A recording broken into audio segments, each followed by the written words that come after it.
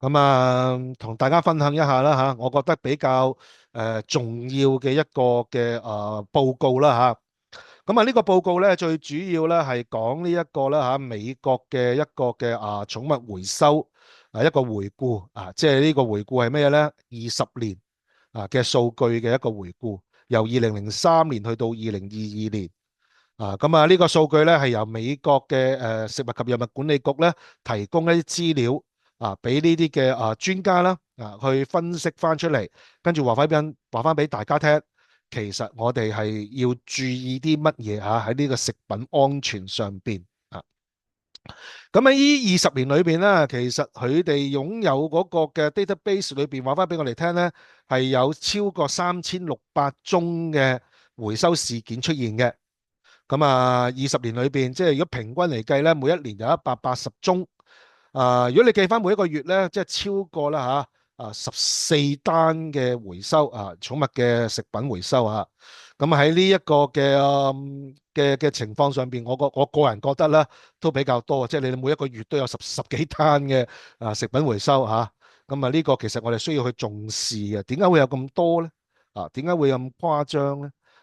同呢一個主流嘅宣傳呢個商業嘅寵物食品比較上咩衞生健康即係呢啲咁嘅一啲我哋叫做咩咧宣傳嘅資料有少少好似相違背啦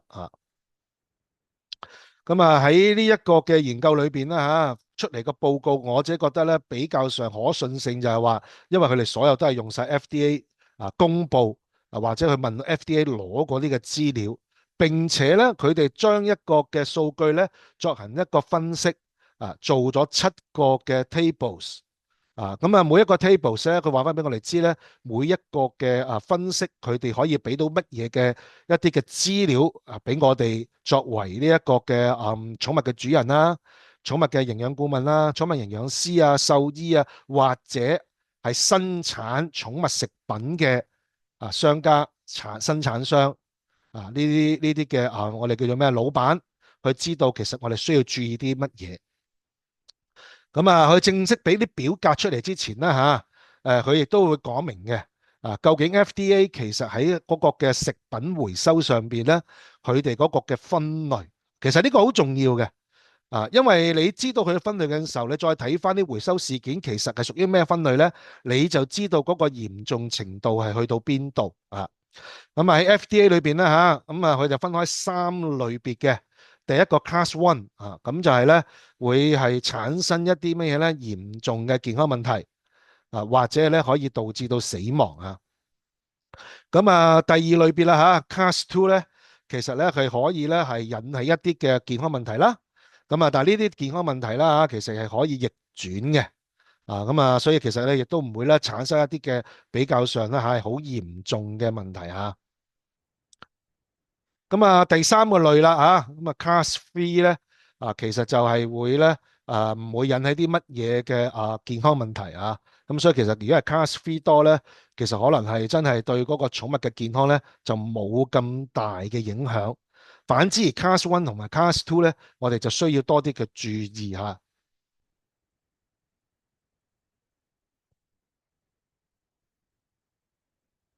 好啦，第一個 table 啦，呢個就係咩咧？初步咧，佢話翻俾我哋知道喺呢20年裏邊有幾多係由 Class One 嘅回收，Class Two 嘅回收幾多係 Class Three 嘅回收，total 有幾多，同埋佔嘅比例好啦，第一樣嘢梗係講翻咩物種啦，係咪？狗嘅 Class One 有幾多，Class Two、Class Three 同埋總數有幾多？原來咧佢哋佔嘅總數咧係42%狗貓咧 Class One 佔518啦呢個 total Class One、Class Two、Class Three 咧就係18%。貓狗咧就佔11%多種物種嘅就佔29%如果你分開嚟計咧Class One 嘅喺呢一個嘅3691次回收裏邊咧，Class One 係佔51%，即係超過一半。Class Two 咧就35%，Class Three 就14%。如果我哋單單睇 Class One 係會引起嚴重健康問題或者死亡嘅話咧，超過一半，其實我哋就有 alert。點解會有咁多呢啲回收出現啊？咁究竟呢啲回收裏邊係發生咩事咧？係會引起咁嚴重嘅問題啊？咁你話如果我哋兩者都加埋落去咧，咁啊不得了啦！因為兩者都會影響健康，就係 Class One、Class Two 啊嘛。咁啊加埋86%即係會影響即係喺20年裏邊嘅3691次事件當中，有86%係會影響貓狗健康。咁我哋就不得不防啦。亦都細思一樣嘢就係話，究竟係唔係貓狗嘅商業嘅貓狗食品咧？其實係咪真係安全健康健康咁呢啲係一個我哋需要咧係去慎思去明辨了解下。好啦，咁第二個表咧，其實佢就再分翻開啦。咁究竟咧喺第一個類別裏邊佢哋係分有啲乜嘢會產生呢個問題咧？咁佢最簡單分別出嚟就係咩咧？食物藥物維他命礦物質咁呢個係咧 Class One 所拆出嚟三大類別。咁一睇大家都知道啦，都係以咧食品最多佔咗1667。咁藥物咧就73啦嚇。咁維他命礦物質咧就138嚇。咁Class Two 咧就1310啦。咁食物就佔咗幾多485。咁Class Three 咧就351嚇。Grand Total 咧就係2503，佔咗68%。OK，咁藥物就27%。嗱咁維他命礦物質呢下嘢咧就佔5%嘅啫。就佔咗5%。所以變咗咧，其實咧喺呢一個咁嘅分析裏邊咧，我哋就知道咧，原來食物即係佔嗰個比例係非常之大嘅。就算係 Class One 都好咧，都係會係佔有一個比較大嘅一個嘅比例嚇。咁Table 3咧其實就俾我哋知道啦，其實佢哋係受啲即係嗰個回收原因其實有好多回收原因㗎。咁最主要咧就兩種嘅回收原因啦，你睇個數字都知嘅。就係呢一個生物污染同埋呢個化學污染。生物污染、化學污染佔咗兩者之間咧就係去到67%差唔多七成七成咁維他命礦物質咧就6%。所以其實咧，如果我哋睇呢啲咧咁我哋都好現實講嗰句啦都真係喺嗰個嘅慎，即係我哋要去真係認真去諗下，其實佢哋喺營養喺個衛生上邊係咪真係有一啲問題喺裏邊咁多咗營養嘅都有五單喺裏邊咁所以其實呢啲真係有一啲嘅即係喺我自己嚟講，即係其實係咪即係佢哋所宣稱即係咁好咧？係咪真係比我哋自己整嘢食咧係更加好咧？呢個真係要值得去呢一個我哋自己去研究呢一樣嘢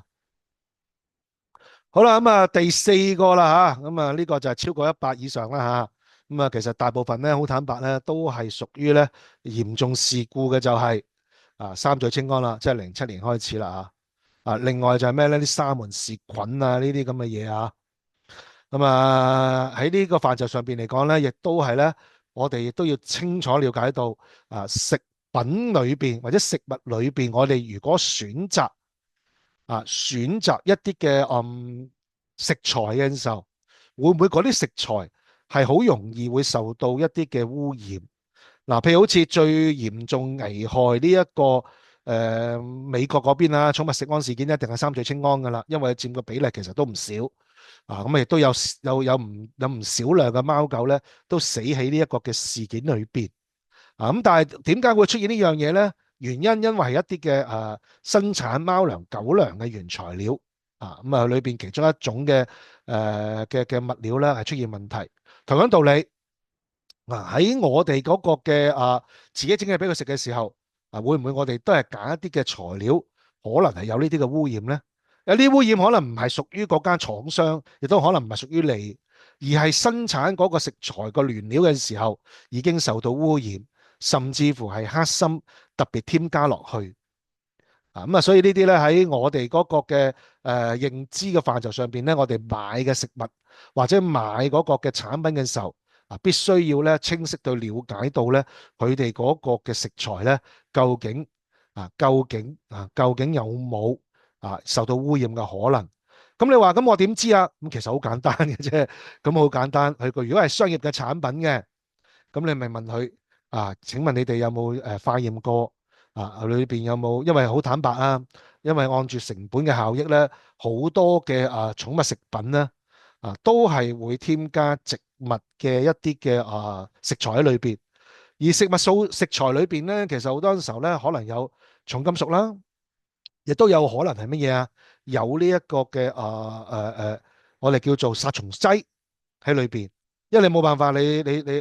植物類嘅呢啲咁嘅食材咧，好多時候都需要去杜絕蟲患，如果唔係根本上都生長唔到，咁可能佢會打呢個殺蟲嘅一啲嘅劑喺裏邊咁如果佢洗得唔乾淨嘅，咁有可能乜嘢啊？出現一啲嘅問題，或者係重金屬啦，常常見到都有重金屬喺裏邊所以點解咧？每一個國家嘅政府咧，都會制定食物裏邊含有重金屬唔好超過幾多，如果唔係咧就要回收甚至乎咧嗰啲咁嘅生產商啦，都有機會咧被檢控，就係呢啲嘅原因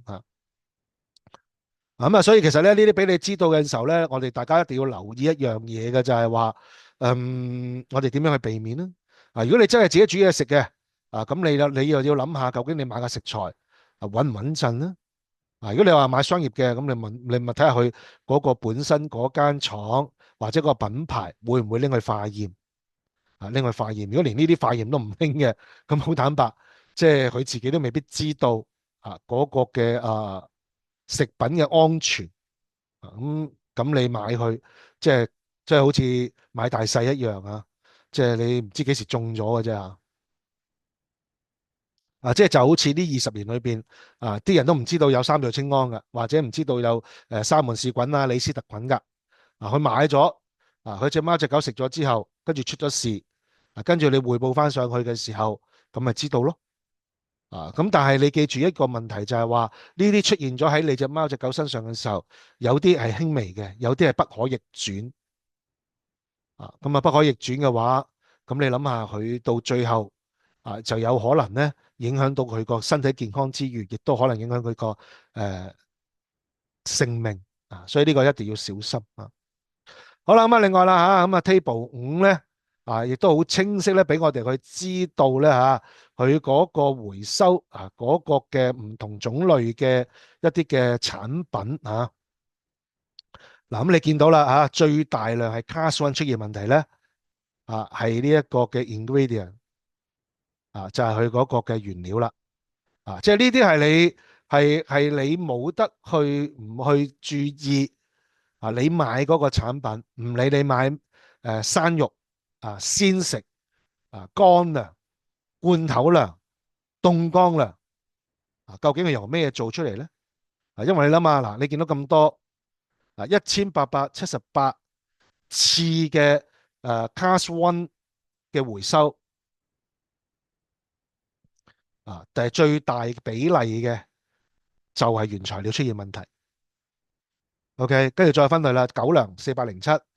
貓糧就192，咁佢pet food 咁寵物食品因為記住貓狗之餘仲有其他嘅寵物食品嘅，鳥又可以呢一個嘅鸚鵡咧，魚咧，呢啲都係寵物嚟噶嘛，係咪？咁另外就係呢一個嘅生肉啦，raw food 啦，咁raw food 都唔少噶，Class 1係81係唔少嘅。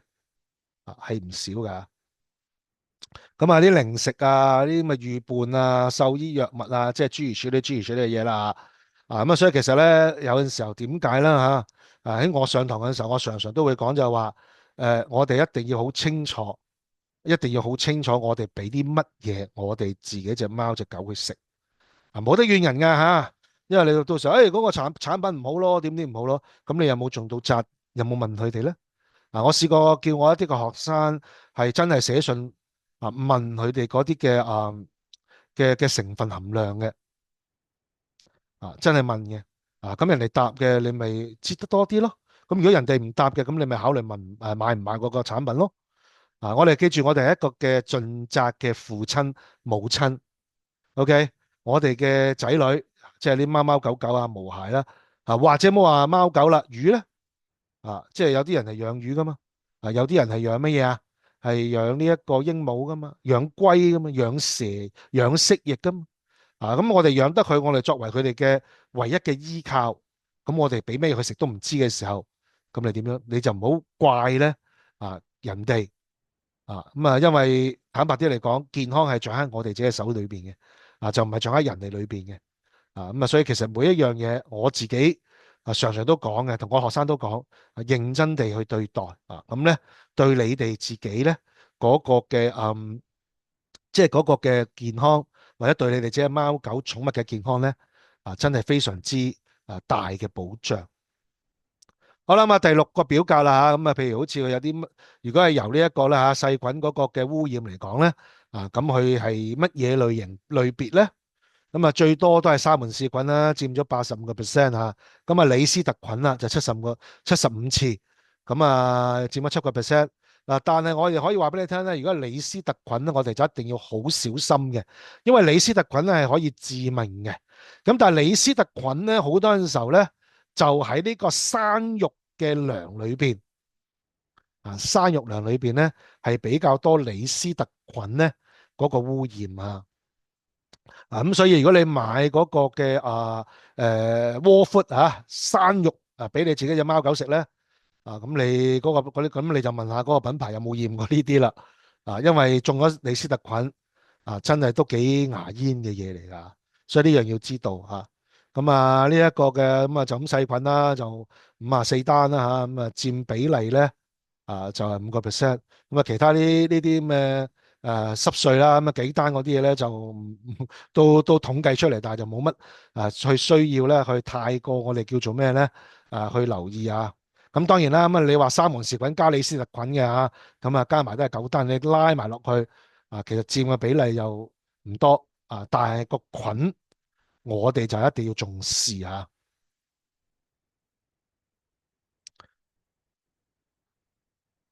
好啦，最後一個表啦，就同營養咧係直接有關嘅，過多或者係過少